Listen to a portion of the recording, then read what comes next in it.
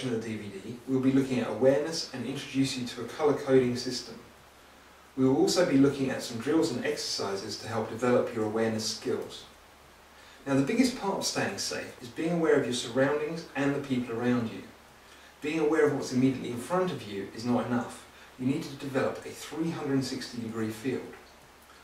We live in a world where people have iPods, MP3 players, mobile phones, and all these things may be great to have, but they limit and restrict our awareness when we're out on the street. If you're out walking down the street and you're using your phone, your focus has shifted to that conversation. If you're texting somebody, you're most likely looking down at your phone rather than your surroundings. If you're listening to music through headphones, how can you possibly hear somebody coming up behind you?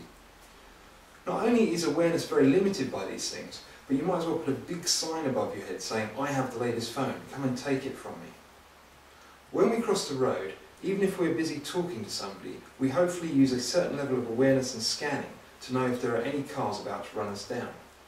Saying that though, I'm sure most of us have come across a situation when we're driving where somebody will just cut out in front of us, walk across in front of us without even realising.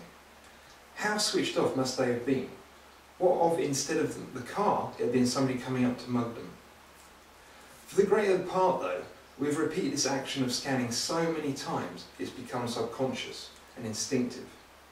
Your awareness needs to become the same any time you leave your house. That is not to say you have to do this in a frightened or paranoid way. It's completely the opposite. You should be relaxed, confident and switched on. What you're doing is sending out a message to people. The message is simply, "I've seen you, I know you are there."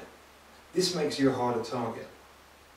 Even if we're somewhere we go every day, like a shop, a bus stop or just out to the car, don't let these familiar places and routines drop your focus.